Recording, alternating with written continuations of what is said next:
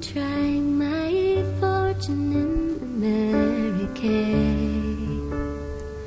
So farewell, darling, since I must leave you. I place great dependence on your constancy, that no other young man may gain your favour or change your mind when I am o'er the seas. For although the seas they do separate us, and in between us they do rise and fall,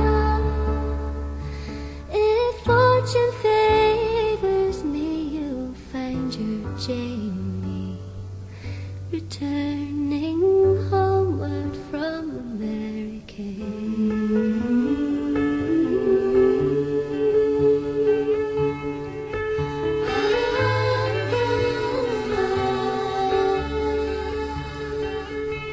Oh, Jamie dear, do you remember when I sat with you for many's the hour,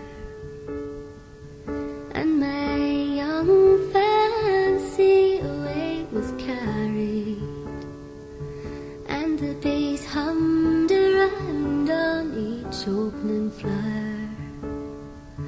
But when you're crossing the western ocean, the maid that loved you, you'll thy mind devour,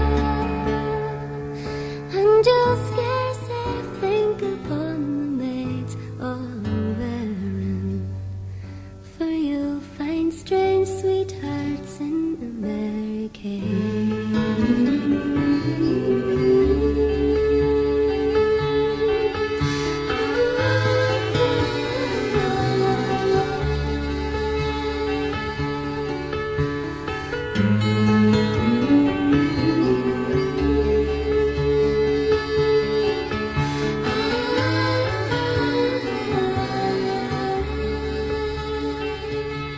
Oh, Mary dear, I don't dissemble, for to all other fair maids I prove untrue.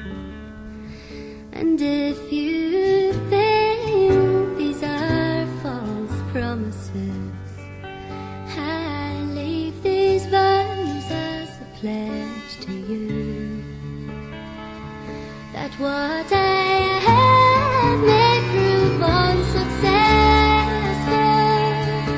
and fortune prove to me a slippery ball, that a favour game it may ne'er blow on me, if I forsake you in America.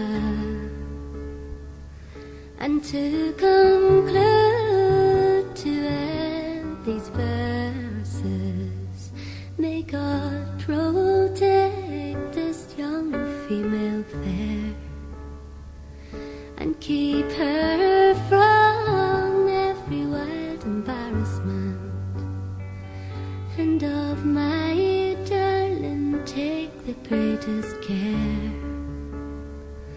for she's slow to